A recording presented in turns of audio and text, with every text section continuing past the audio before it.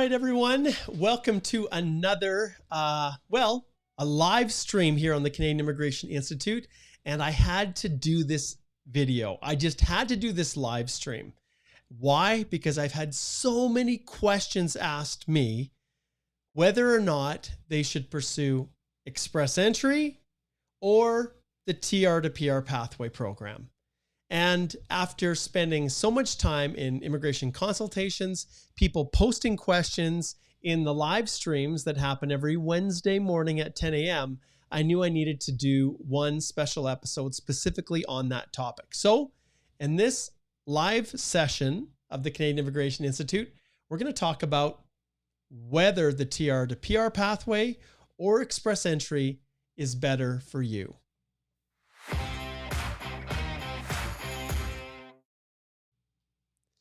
All right, I think many people know if I shift my screen over here and I click on the website for the TR to PR pathway policies, everybody will see that there is still lots of space and lots of time.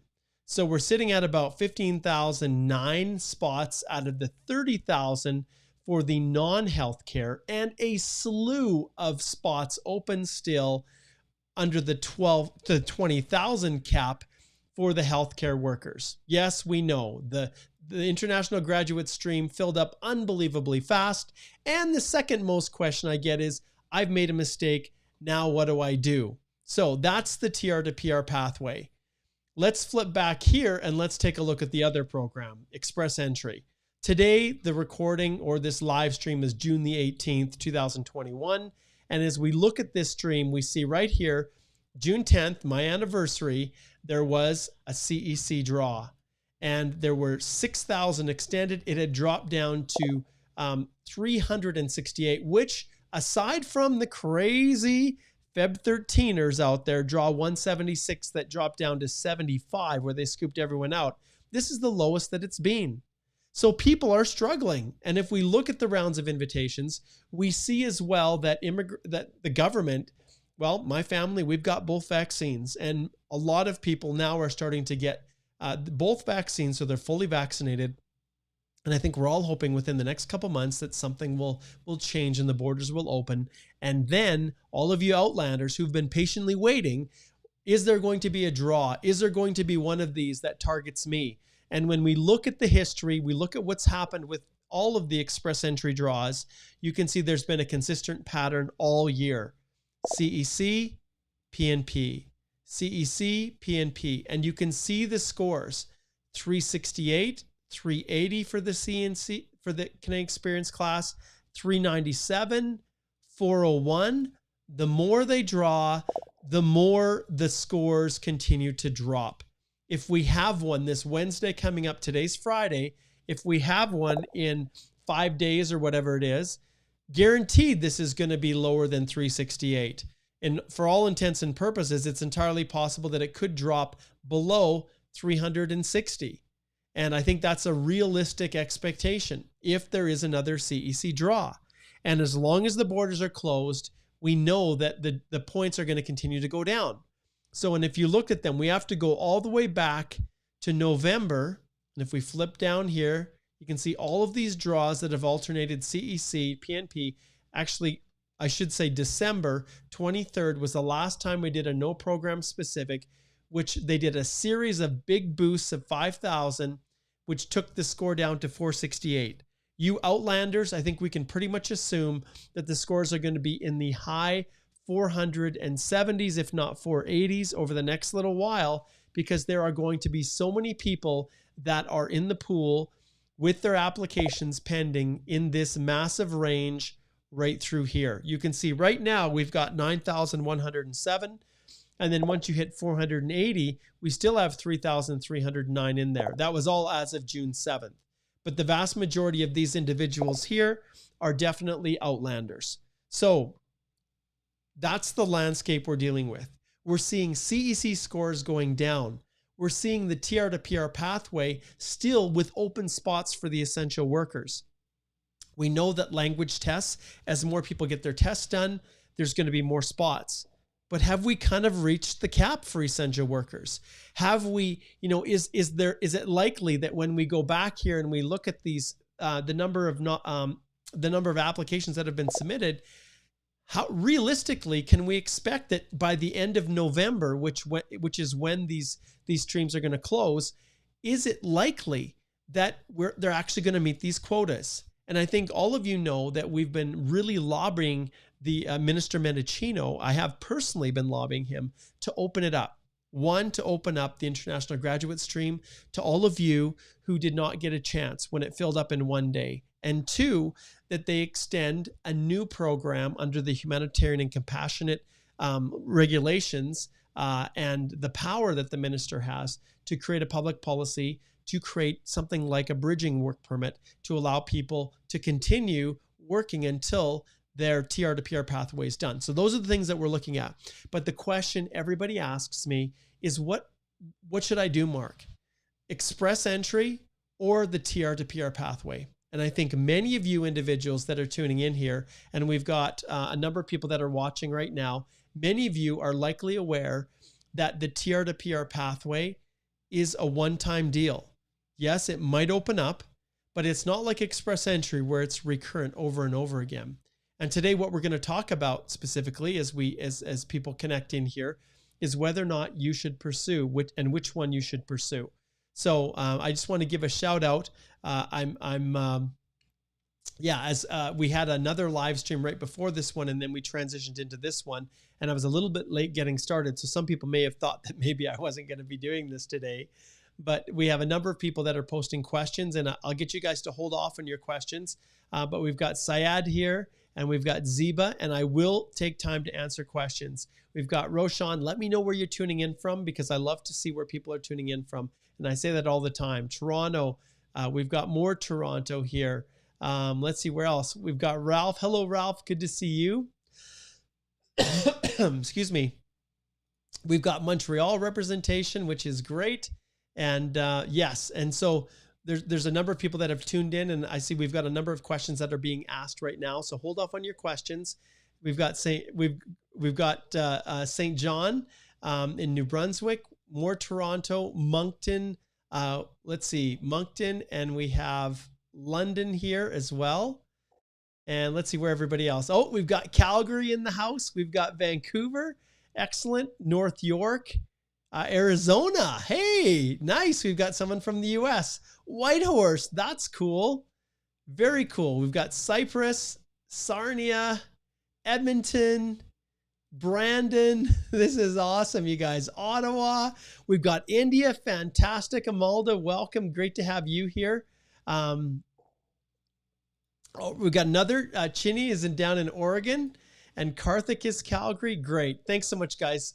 Like I said, it helps me to know where you guys are tuning in from when I'm doing these lives. So thank you so much for sharing that. And it's great to see that people are tuning in from all over, across Canada and internationally. So very, very cool. Oklahoma. That's awesome. All right. So here's what I want to talk about, you guys, as we go into this. And yes, we got Farouk in Nigeria. Thanks for connecting. All right. So what I wanted to talk about today is just how you make the decision. So there's a number of factors, and I'll start off with everybody is different. So everybody is different. And your unique circumstances are one of the things that that are going to make the decision maybe slightly different for everyone. But hands down, without any reservation, immigration has become so volatile. The slightest thing that you have wrong can result in an application getting returned. We're still waiting on the TR to PR pathway to see how cruel they're going to be. And if any of you guys have actually had a refusal, that's what I want to hear about, because we have not seen any outright refusals, applications being refused yet. We know that acknowledgements of receipt for the TR to PR pathway are slowly starting to come out. And we're seeing more and more of those, but we're yet to see anyone who's had their application, at least to my knowledge, actually refused. So at this stage, what are the distinctions between them? Well, we know, let's talk about express entry.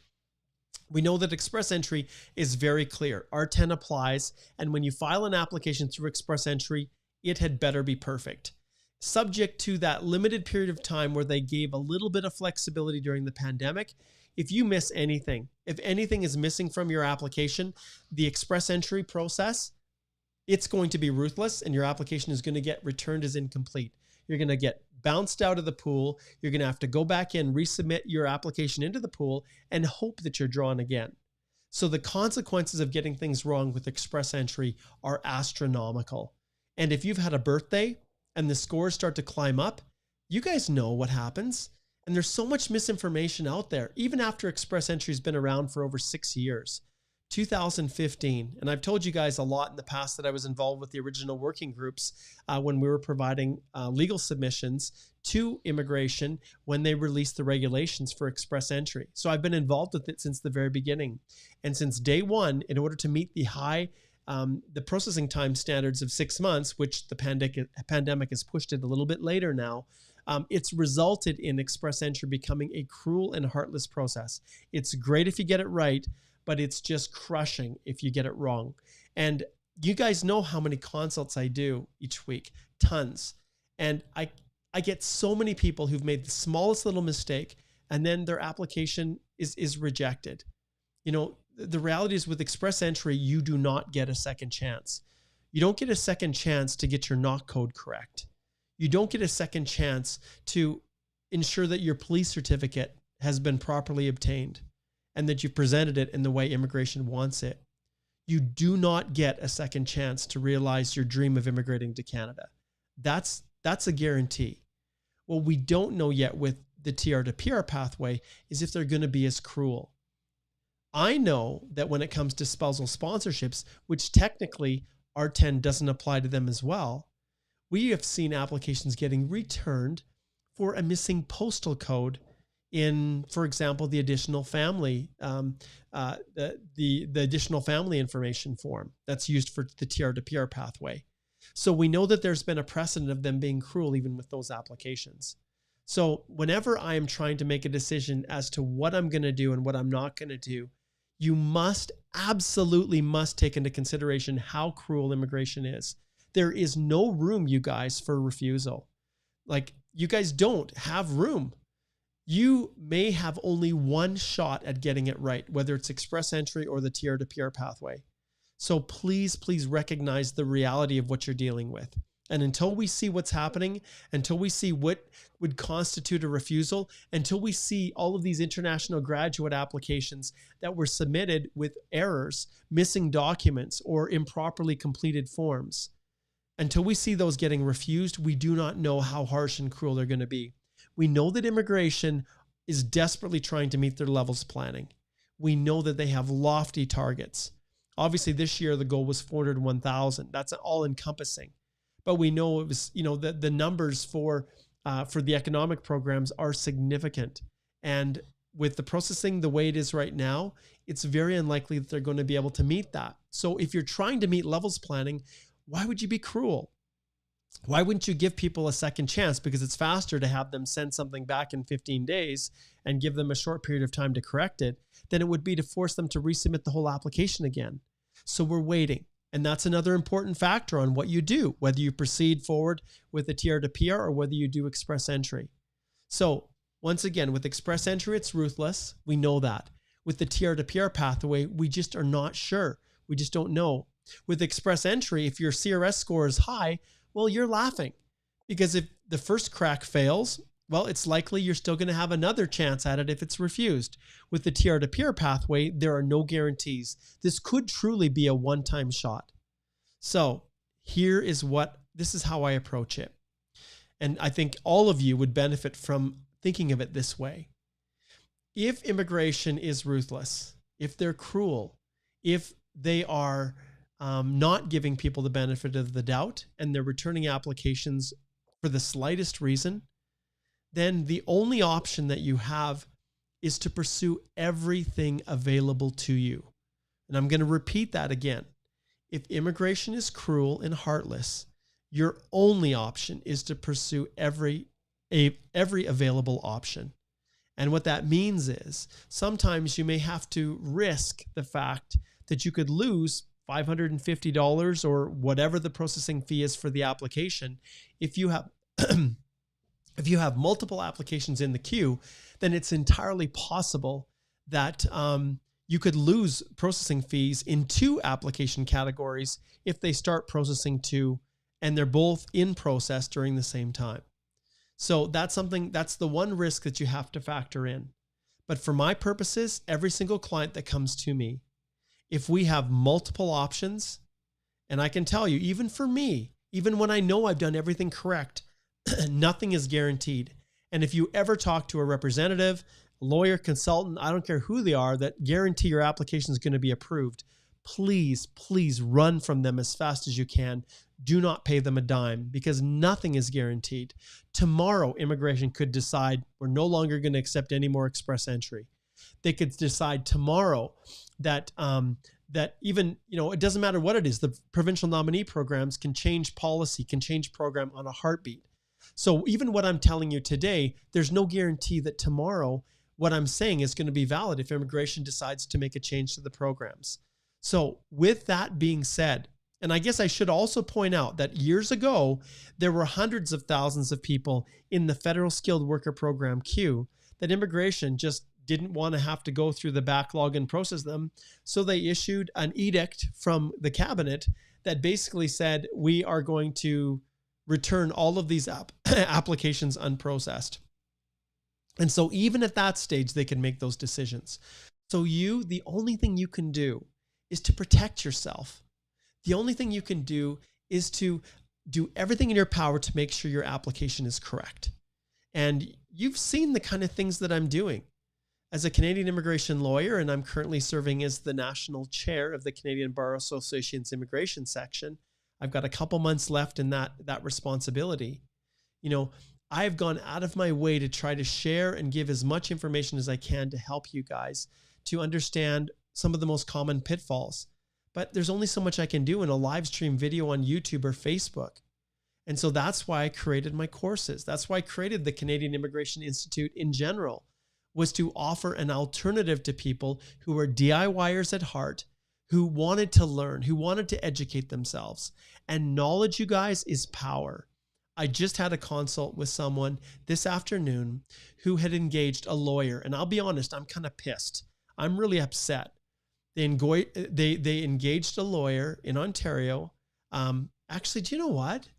Now that I think about it, they said they were a lawyer, but nope, like usual, they were an ICCRC. And so they thought they were hiring a lawyer. But the reality is this consultant had hired a bunch of students, like I warned you guys about, a bunch of students to help people file their applications and charge people money without any oversight from him. Now, I think there might have been a little bit, but ultimately it was basically you did it yourself. Okay. And I knew that's what was going to happen. And that's why I only took one client myself to help them through the process when it opened up on day one. And that one client, everything went well. But ultimately, I didn't take more because I wasn't going to prejudice another person. Sure, I could have had 100 or 200, but instead I created the course, the TR to PR Pathway course. And you can click on the link below and access that course right now if you're considering the TR to PR Pathway. And on Monday is when I'm doing the next masterclass for Express Entry. And you can go and you can join with the group right now that is subscribed. And I'm really looking forward to that. The masterclasses are from 5 to 6 p.m. Mountain time, so that it captures pretty much everybody across the country. But the reason I did that is because you don't know what you don't know.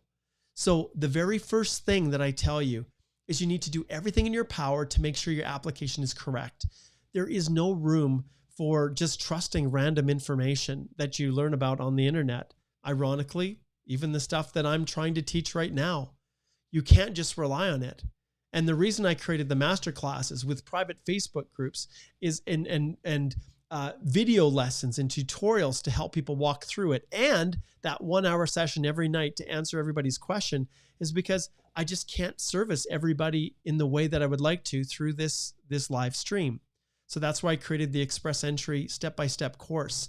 And all you guys have to do right now is go to the Canadian Immigration Institute and you'll see here that the courses are available. The TR to PR Pathway right now is 50% off because the big rush is over. And there were a ton of people that subscribed that are all a part of the Facebook group. And then the Express Entry course, you can see here, starts June 21st, which is Monday. And this is the way, guys, through this course, when you click on it, you can watch the video. You can see what's all contained within it. You can go and check out all the testimonials of the people who've attended it before. And there's some that are watching this right now. But the internet is full of people who say, don't waste your money. You can do it yourself. You don't need any help. And you know what? Some of you can. You can totally get through on your own. And you can just read and learn and do everything you can to educate yourself. But I'll tell you, there are so many things that people just don't know, that they don't know that they don't know them. How do I know this? Because when do people call an immigration lawyer? When things go south, when problems occur. And that's why I created the courses. So for instead of hiring some representative to, who doesn't care about you, who is not taking the time to really teach you what you need to know, I created the course at a fraction of the price. So it's $347 US is what I offer it. It's the hosting program is an American-based system, so I bill in US dollars. But that is the way that I can magnify my reach. That is the way that I can help you guys to make sure that you're not missing things. Within our firm, we offer the collaborative review model, which I've also talked about before, which is where you can go, you connect with us, and I personally walk through the process step by step, all the way through, teaching you what you need to know, and then reviewing everything. You do your part, I do my part. And when the application is ready to go, we know it's ready. So first thing, like I've said, is making sure that your application is absolutely correct. So I don't care if you have a good friend that you can rely on to double check your information, whatever it takes, but don't trust yourself, because you may think you see everything, you may think you understand everything, but all it takes is the slightest little omission to result in your application getting rejected. Okay. So then the second thing to realize is that immigration allows you to have multiple applications in the queue at the same time. Now, that doesn't mean multiple applications under the same program. It doesn't mean that you can sponsor multiple people at the same time, but you can have an express entry application submitted. You can have a profile submitted waiting for an ITA. You can submit an application through the TR to PR pathway program, through any of the streams. The only restriction is that the TR to PR pathway and really express entry, you're not going to submit two applications in the same stream, because immigration has told us that the second application is going to get rejected. So the second piece of advice I would give you is that if you have multiple options and you're okay with potentially losing the processing fee, then absolutely, please pursue every option available to you. One of my consults today, she's potentially eligible for 3 different programs. The Alberta Opportunity Stream through the Alberta Immigrant Nominee Program, the TR to PR Pathway Program, which she's already submitted her application through the International Graduate. But in her case, like many, there were lots of mistakes in it, and there's a good chance it's going to get rejected. And within a few months, she's going to be eligible to go through the Canadian Experience class. And so what I'm telling you, once again, is do not just rest on one. You do not know what you don't know. You may think you got it perfect, and then it's refused.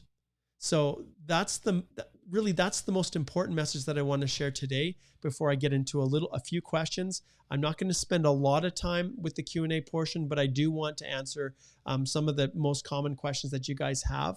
And you can start posting your questions right now.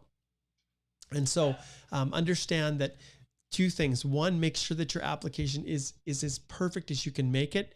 Either hire a representative, either take one of my courses, or spend whatever hundreds of hours you need to read everything you can get your hands on the government website and any other resource that you trust, to make sure that you are as educated as possible to be able to anticipate where potential mistakes could be made. And one other piece of advice I'll give you is always have someone take a second look at your application for you. In our firm, we're happy to do that through their collaborative review model, but ultimately never trust just yourself, okay? Because you'll miss things. I don't trust my own staff. I don't trust myself within my own firm, all right? And so make sure it's correct. And 2, pursue every option that's available to you. do not withdraw, do not cancel until immigration makes you. Now, some of you know with the Ontario Immigrant Nominee Program and some of the other PNPs, if you have an application in the queue with them and they know you've got an invitation to apply and it's through one of the express entry streams of the PNPs, they'll make you choose, won't they? They'll say, hey, your portal isn't open anymore. You must have got an ITA. Do you still want to proceed? And if so, you need to confirm that your profile, you're going to decline that ITA. That's what they do. But only if they force you do you do that, because you must protect yourself. You must take ownership over your life. You really can't trust anyone unless they care about it as much as you do. All right. So let's see what the questions are now. Let's shift to some questions and let's dive in a little bit deeper into the weeds. Okay. Huang says, I bought the course from Mark and it was really helpful. My application was correct and I got COPR in just 5 months. Oh, I love that. Okay, I'm going to turn on my sound effects here. Oh, the clapping just about went away there. I'm going to turn it on there. There's nothing that means more than when past people that are watching this, just tuning in. And what did you put here? Huang says, just want to give a review and thanks to Mark for creating the course. Thank you so much, Huang. I really, really appreciate that. All I can say, guys, is that I care. And hopefully you've seen from what I've been trying to teach is that the first and most important thing for me is that I share all of the knowledge that I have with you. So whenever someone hires our firm and they become a client, the first thing that I do is I teach them, I educate them so that they know as much about the process as I do. And by putting two heads together, it is so much better than one. And I don't utilize paralegals or middle people. It's you and myself or one of the other immigration lawyers in our firm. All right. And once again, the links are below in the description. Okay. So go ahead and book a consult if you'd like to do that. All right. Here's a question from Harbaj. Okay. He says, look at all those cues. Can I apply for TR to PR pathway essential and apply for extension of my study permit? Absolutely, Harbaj. Without any reservation, you can do that. There are no restrictions whatsoever. Now, the difference sometimes that people are confused about is the fact that overseas visa offices treat the whole temporary permanent thing a whole lot different than when you're in Canada. If you're already in Canada on a valid temporary status and you're pursuing PR through express entry or TR to PR pathway or the PNPs, whatever it might be, you're never, ever going to have a problem extending that temporary status while you have a permanent resident application in the queue. In fact, you're expected to do it. So your obligation is to maintain that temporary status. But when you're outside Canada, the visa officers are so freakishly stuck on this concept, this concept of temporary intent that you are, that you're going to be able to demonstrate that you will return home to your country following the end of your temporary stay. And it becomes such a massive thing that even if you have a profile for express entry in the pool, not even applying, you haven't even submitted your EAPR yet. Sometimes officers will use that as an intention to suggest that somehow you're not going to abide by the temporary conditions on your stay if they issue your study permit. It's horrible, but it's a reality. But there's a clear distinction between if you're applying outside Canada versus when you're inside Canada. When you're inside Canada, this is never an issue. Great question, Harbaj. I'm going to give you one of these, my friend. That's a great question. Okay, Sergio here says, my wife has applied under the essential non-healthcare as a cashier. I've been down this road. We've talked about this a lot, guys. She's a cashier at McDonald's and the letter of employment says that she is a cashier. What do you suggest us to do? Withdraw or not? I've already told you what my recommendation is, okay? So right off the bat, Sergio, I wish you would have booked a consult with me. It is entirely possible, okay? I will leave out this realm of possibility that IRCC does not crucify people who are trying to wedge themselves into one of the essential worker categories when they've specifically excluded a certain cohort of essential workers. And who are those cohort that they've excluded? It's the food counter attendants, the people who are working the front desks at McDonald's, at Wendy's, at Burger King, at Subway. Okay, you guys are food counter attendants, and any food service outfit franchise who's applying for a labor market impact assessment, I've never heard of them ever to apply for an LMIA as a cashier. Who applies as a cashier? Safeways, IGA, Superstore, right? Those individuals, and potentially at a restaurant. So the person who's at the restaurant who takes the payment after you've finished your meal, maybe a restaurant might be a stretch, right? But the reality is, immigration specifically excluded that cohort of individuals because they feel there's Canadians and permanent residents that will do those jobs. And so can you go through a cashier if McDonald's is saying you're a cashier? Well, there's nothing stopping you from trying. And if the duties match with the NOC, a substantial number of those main duties, well, then it may very well be possible that the TR to PR pathway may still work for you. So short answer, I've already told you, never withdraw. It may work, but I can tell you from my experience, there is a significant chance that immigration would bounce that and say that it's not the right NOC code. It's entirely possible, but we just don't know. So short answer, no, you're not going to withdraw, because what's the consequence of a refusal? And I'll probably, let me get into this as well, guys. Why do I say don't withdraw? There's a lot of misinformation on what is considered to be misrepresentation.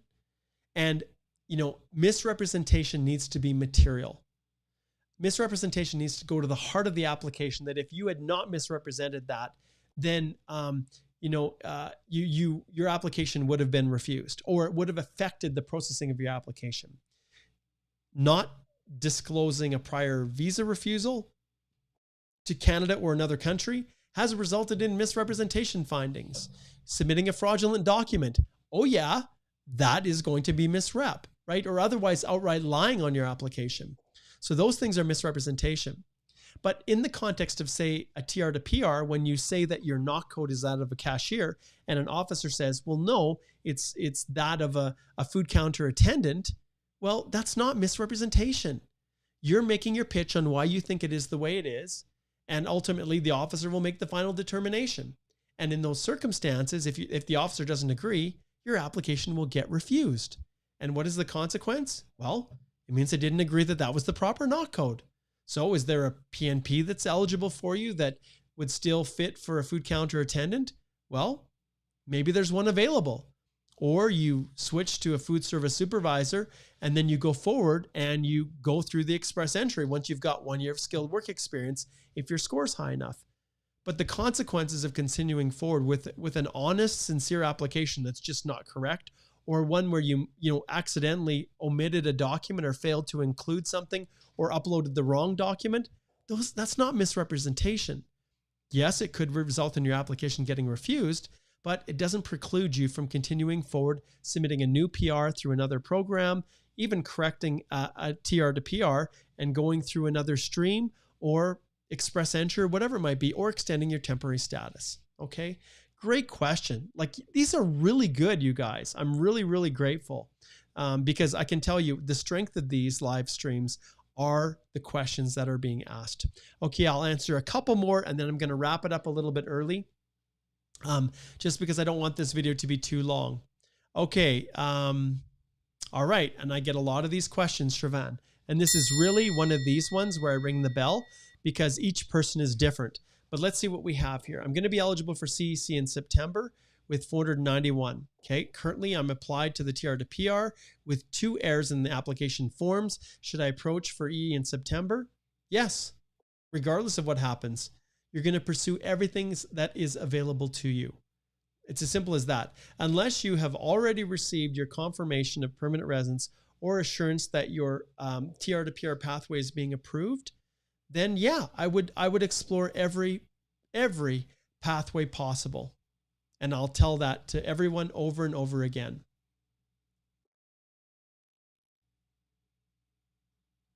Okay, let's see here. Okay, this is the long one, and I don't usually pull these up, but let's see what Bansari has to say. Applied through CEC. Officer rejected reference letter, didn't have duties, and they don't believe that I've worked as a manager. I did ask my employer to give me the duties written, but they wouldn't. as I didn't work there anymore. And even when I was working there, they didn't give me one. I had submitted T4, pay stubs, and employment letter. I've applied for TR to PR for essential worker, non-healthcare, as I've experience of a sales associate and cashier. I've raised a web form in regards to the rejection. Is there anything else I should do? There is very little that you can do. Understand that if the officer didn't agree and you didn't provide sufficient evidence, that is express entry. That's why there's value in having an immigration lawyer represent you and assist you, or coming and taking the courses that I offer. We would have been able to identify that in advance. And there is lots of situations where people don't have employers that cooperate. Sometimes employers are jerks and they want to keep you as a slave under a temporary work permit where you can't work for anyone else. And they know the longer they can keep you, the more they're going to be able to use you, instead of helping to facilitate your permanent residence, because they know if they're a crappy employer that you're going to hit the road. You're going to take a job with someone else because they have not treated you very well. And so that happens. And there are things that you can do to correct it. But after you've had a refusal like that and you've provided insufficient information to prove that you were actually working as a manager, then there's very little that you can do other than hope that you can reapply and get a new ITA. All right. As far as the TR to PR pathway, I really recommend that you book a consult because we need to assess things carefully to see if you're eligible. Okay, let's see here. Okay, so Joe says, at what point in the express entry process does the clock stop ticking on your age and work history? It stops ticking the moment you get your invitation to apply. So once you get your ITA under express entry, then your age is locked in. Okay, Prabjot says, how to invite parents after I got PR? Well, they go through the super visa process just like anyone else.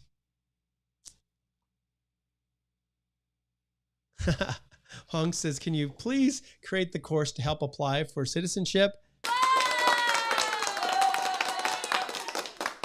Number 4 on my list. I'm working on the PR card extension right now, then spousals, then the Alberta opportunity stream, and then the 4th one is going to be citizenship. So it's totally on the radar.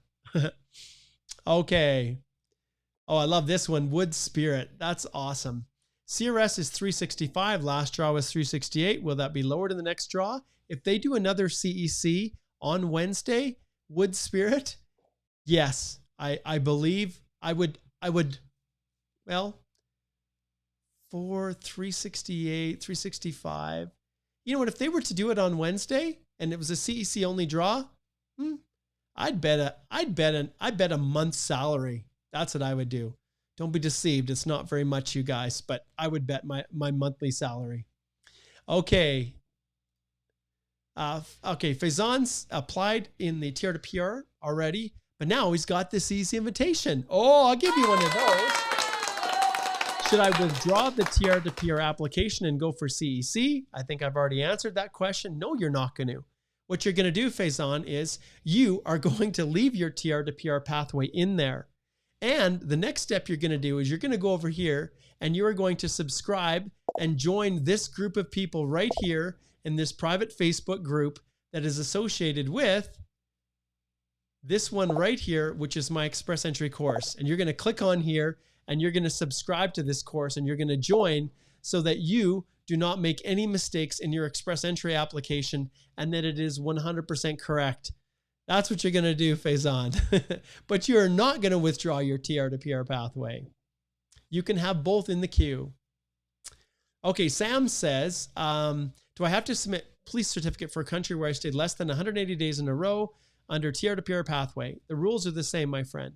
If you have spent 6 months or more in a row in a country, you need to provide the police certificate since basically the last 10 years. If, however, you have not spent more than 6 months in a row, then you do not need to provide a police certificate for that country. Okay, here's a tricky one. Canoe says, tried to request police certificate from Libya, but the RCC website says Libyans who live outside Canada can't provide PCC, and it says that I have to mention in the LOE if the officer requests. I applied for TR to PR. Okay, I'm not sure if that's a question, but yeah, you don't need to provide it if IRCC's website says you don't. Okay, let's see. Vishvesh says, okay, Vishvesh, what do you got here for me? He said, good to see you, Mark. I received an email of web form. In a rush, I chose single instead of married. Shall I withdraw or wait? Right there, guys. This is going to always be the question. If it's something that relates to your specific situation right now, I need the background, Vishvesh. I need to understand exactly where you're at. So you received the email of web form. In a rush, I chose single instead of married. Shall I withdraw or wait? I don't even know in what context that is. So that's why I recommend you book a consult. Okay, here's a good one here. Okay, I applied at 12:19 p.m. When should I expect AOR? Your question, your guess is as good as mine, my friend. Soon. Okay, we'll do 3 more here. Mark online IELTS results screenshot with TRF number on it plus LOE is enough for TR to PR pathway. Yes, we've talked about that before. It depends on if you meet the requirements of the policy. So I've since learned here. So we'll go back here. We'll open this up and then we'll just basically search TR to PR and language test policy right here.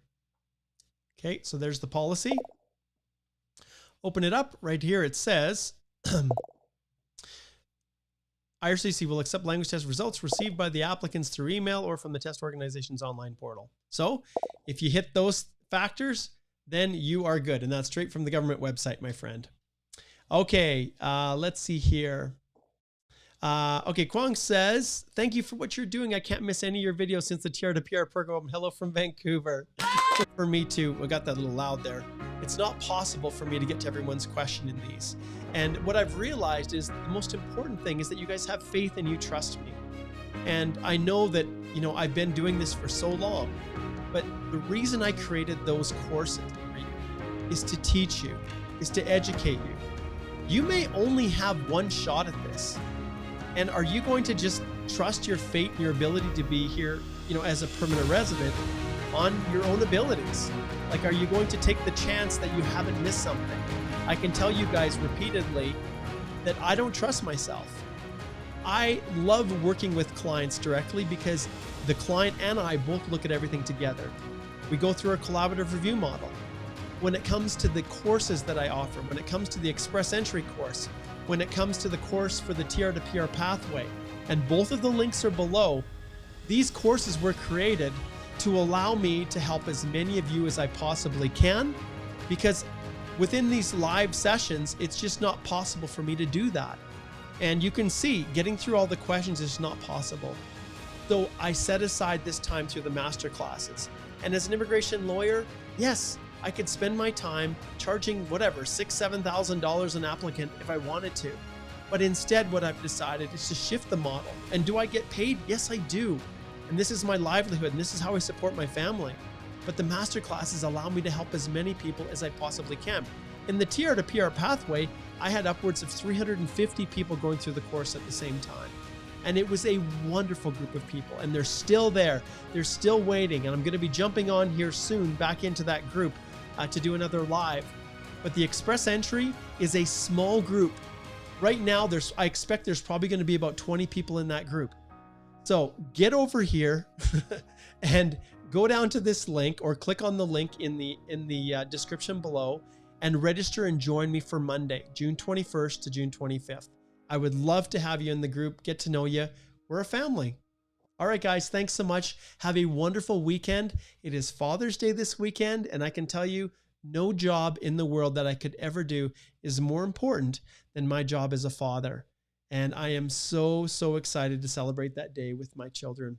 All right, guys, I hope you have a wonderful weekend, and I will see you again soon. Subscribe to the course. Take care. Bye.